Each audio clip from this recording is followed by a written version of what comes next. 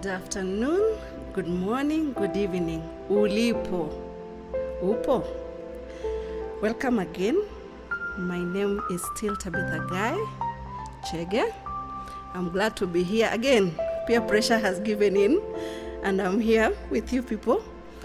And I've just been thinking, like, it's been a very long 2 years. A lot has happened.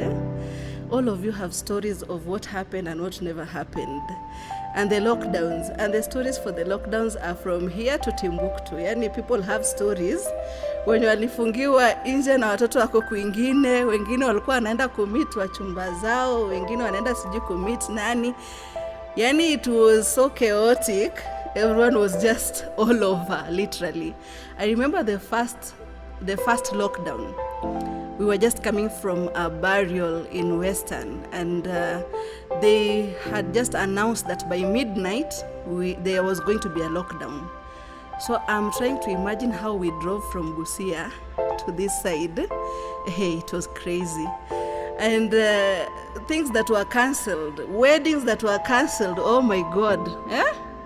Zile barola hatukuenda, like, we Africans are so, wacha hata kwa African. You know, I'm half Luya.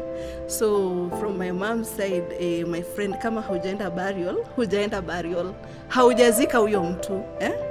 A lot happened. So I had to tap into some of my personal,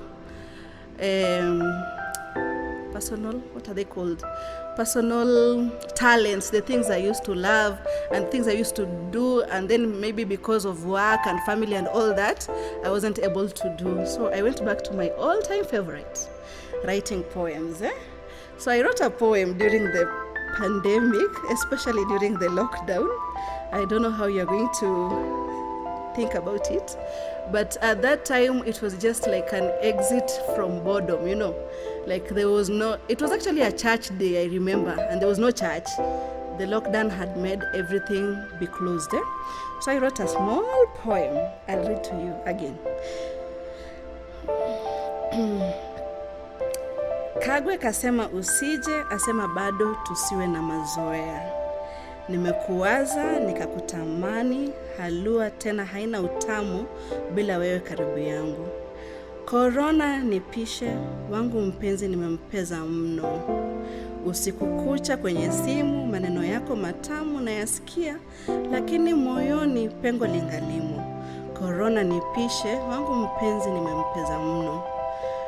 Jua likiwaka na kuwaza, usiku ukija nina upweke, mvua ikinyesha na kulilia.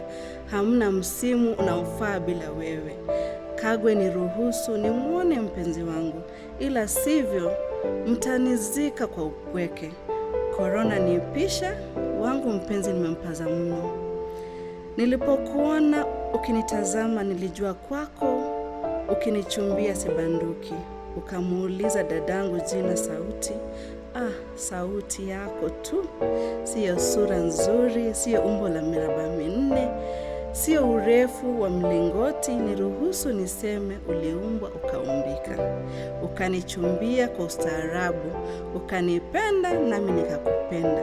Ukanimiliki moyo na mwili vyote, pamoja familia yangu nayo pia ukawachumbia. Niruhusu niseme penzi kwako ni ustadi. Ninapokuwaza hata nikiwa peke yangu, na tabasamu kama nilie punguani. Kibaridi kinanipiga, nikikuwaza unayonifanyia faraghani. Miaka imepita yazidi miongo, lakini bado nazenguliwa na penzi lako. Wana tunao wakubwa, lakini kwako ningali hoi. Niruhusu mpenzi niseme, kwako ningali nimeganda, wala sihitaji gundi. Again, Swahili is something I love. When you express yourself in Swahili, it just goes to another level.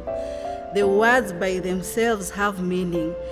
The tonal variation is on another level. So what happened to you during the pandemic? I have stories of friends.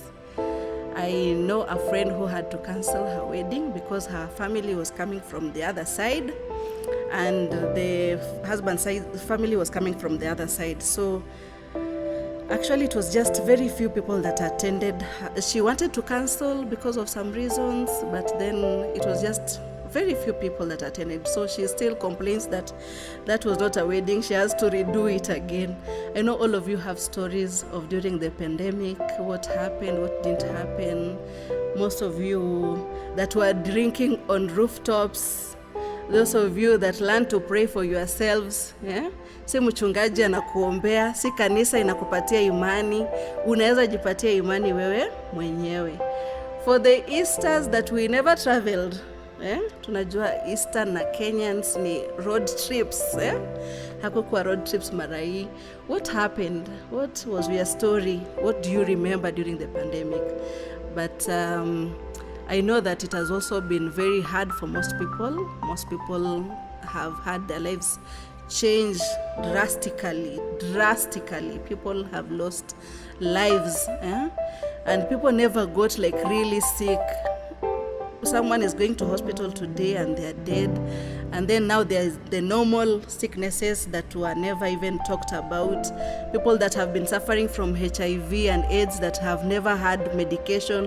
I heard just the other day on a local station that there are some medications that are not there because the ports have had issues because of the pandemic. Imagine those people that don't have a voice but are still suffering. So I know that you also have your own story.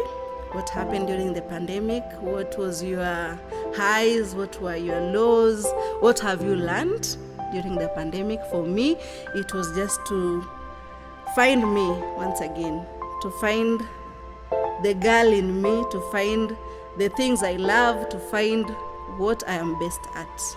I'm sure that all of you can relate in a way, Cindy. So for now, thank you and adios.